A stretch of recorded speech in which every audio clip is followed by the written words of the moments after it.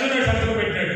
ఏమి లెటర్ అంటే 123 స్థానాలకి Telugu Desam party 118 స్థానాలకి Telugu Desam party పోటీ చేస్తుంది. మిగతా సీట్లన్నీ జనసేనకి ఇచ్చాం.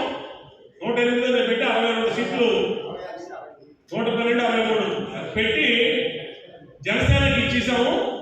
కాబట్టి అందరూ కోఆపరేట్ చేయండి అని చెప్పి ఒక లెటర్ వదిలారు. అంటే ఇదంతా IPAC team, Jaganmohan Reddy social media team చేస్తుంది ఐపాక్ అంటే. రెండో అంశం ఏంటంటే మనం అచ్చెన్నాయుడుతో పేరుతోనే ప్రకటన ఇచ్చి ఆ లెటర్ మీద ఫేక్ అని మనం ముద్ర కొట్టి పంపించాం. మళ్ళీ నిన్న ఉంటుందిలే ఏమని, రాష్ట్రంలో అధికారం రావడం కోసం తెలుగుదేశం పార్టీ నుంచి మనం కాంగ్రెస్ పార్టీతో పొత్తు పెట్టుకుంటున్నాం అని అచ్చెన్నాయుడు సంతకం పెట్టి కింద అది కూడా వదిలేదు. మళ్ళీ దాన్ని ఫేక్ అని చెప్పి మనం చాలా కన్ఫ్యూజ్ వస్తే ఫేక్ అని పెట్టాం. ఇంకొక అంశం ఏంటి, మన జాతీయ ప్రధాన కార్యదర్శి నారా లోకేష్ గారిని అమెరికాలో అరెస్ట్ చేశారండి.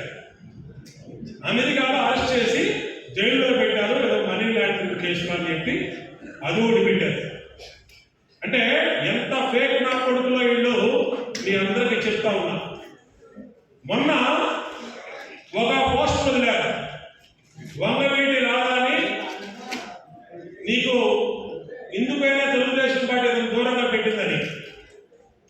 దానికి వాళ్ళ మనుషులేదో ఇంకేముంది మా రాధాని నడిసారని చెప్పి వాళ్ళేదో 4 పోస్టులు దాని వదిలేరు. తర్వాత పార్టీ జోక్యం చేసుకుంది, చెప్పాల్సిన చెప్పింది, వెంటనే దాన్ని ఆపేశారు. దాంట్లో 4 రోజులు అడవాడు జరిగింది. మీరు కూడా అనస్ పోలా దుర్గారావు అది సర్క్యులేట్ చేశాడు. తర్వాత వాళ్ళు వదిలి మన చల్లటి శక్తి ఉన్నాడు, వాడికి వస్తే వాళ్ళు 1 మంది వదిలితే నేను తిట్టాడు, కమ్మని ఆపేశాడు. ఎంత జరుగుతూ ఉంటాయి గుర్తుపెట్టుకోండి. మీకేంటంటే సంయమనంతో ఉండాలి. రేపు మీకు నాకు కూడా పెట్టేస్తారు, గుర్తుపెట్టుకోండి. మీకు నాకు కూడా మీరు తింటారని, నేను మిమ్మల్ని ముందు తింటానని. ఎందుకంటే వాళ్ళకి ఉద్యోగం ఇచ్చి అధ్యక్ష పదవి ఇస్తే ఆమెతో మాట్లాడుతుంది. ఇవాళ కాపులో పదాక్షి పడింది, జగనే మా కుటుంబాన్ని చీల్చాడని పడింది. ఆమె మాట్లాడింది.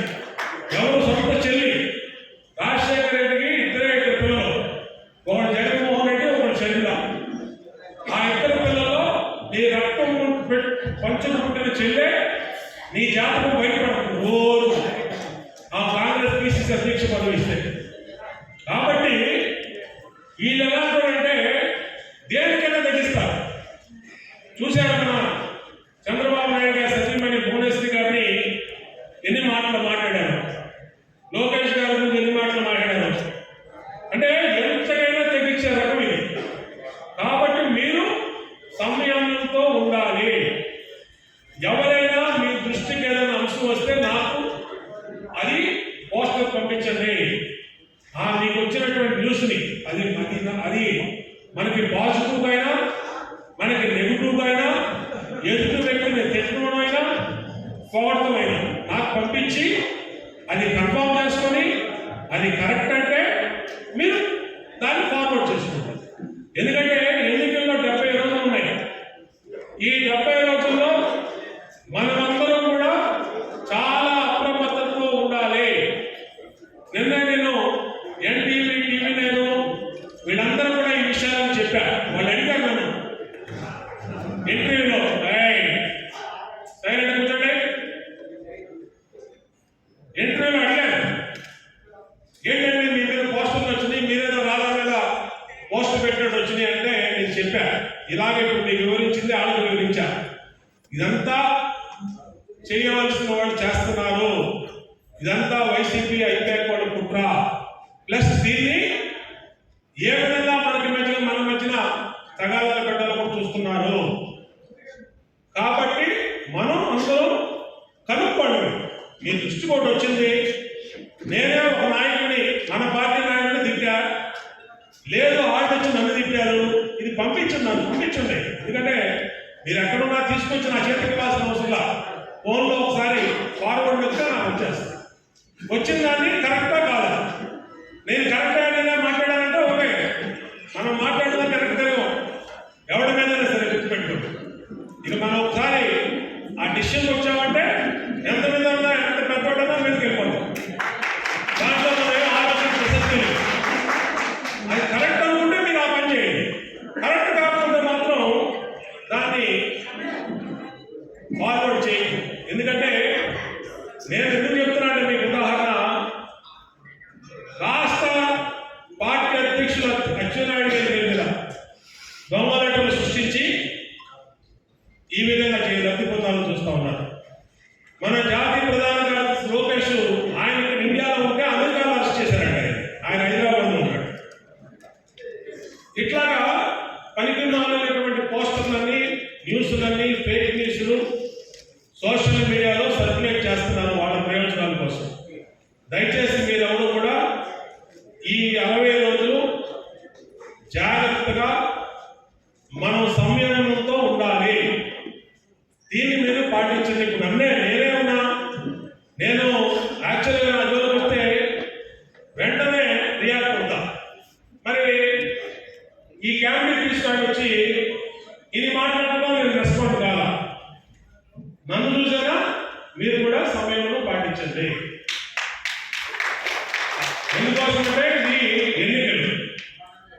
ఇవి 70 రోజుల్లో ఎన్నికల్లో మనం విజయం సాధించాలంటే చాలా విధంగా మనం జాగ్రత్తలు తీసుకోవాలా. అవతల మనల్ని ఏ విధంగా బదనాం చేయాలి, ఏ విధంగా రెచ్చగొట్టాలి, ఎక్కడ గిలితే వీళ్ళు రెచ్చిపోతారు అనేది అనేక రకాలుగా చేస్తారు. కాబట్టి అవన్నీ కూడా దయచేసి చేయండి. రెండో విషయం, జనసేనతో మనం పొత్తులు ప్రకటించారు మన నాయకుడు అక్కడ పవన్ కళ్యాణ్ గారు.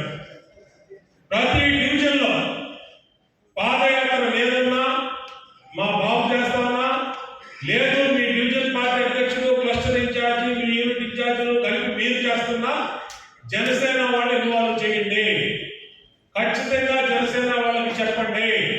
వాళ్ళు ఎప్పుడు వస్తారా, 100 మంది వస్తారా, వాడి ఇష్టం. చెప్పడం మాత్రం మనందరి బాధ్యత. పొత్తు అన్నప్పుడు ఆ పొత్తు ధర్మాన్ని మనం పాటించాలి. కార్యక్రమం ద్వారా దాన్ని మనం తెలియజేయడం మనందరి బాధ్యత. కాబట్టి ఆ కార్యక్రమం కూడా తీసుకోండి. కాబట్టి ఎన్ని మీకు ఎందుకు చెప్తున్నానంటే, ఇంకొక 70 రోజుల్లోకి వచ్చాం. నాకు తెలిసి ఇదే చివరి సెంట్రల్ నియోజకవర్గ విస్తృత సమావేశం ఎన్నికల్లో. మళ్ళీ ఎన్నికలు అయ్యాక పెట్టుకుంటాం. మనం కొత్తగా మన మీటింగ్లు పెట్టుకొని టైం వేస్ట్ చేసుకోవడానికి కుదరదు. ఫీల్డ్లోకి వెళ్ళిపోవాలి. ఫీల్డ్లోకి వెళ్ళిపోయి ఎవరి డివిజన్లో పనిచేసుకోవాలి.